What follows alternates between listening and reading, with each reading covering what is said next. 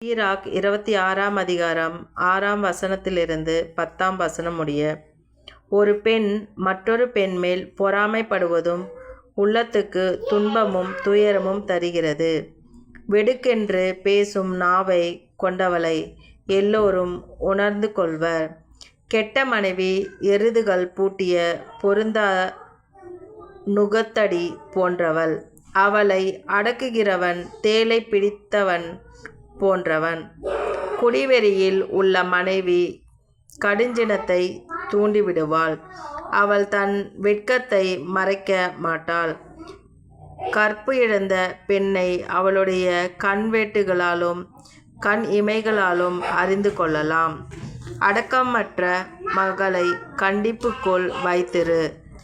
இல்லையேல் அவள் கண்டிப்பு தளர்ந்த நிலையில் உணர்ந்து அதை தனக்கென பயன்படுத்திக் கொள்வான். ஹல்லேலூயா, ஹல்லேலூயா, ஹல்லேலூயா.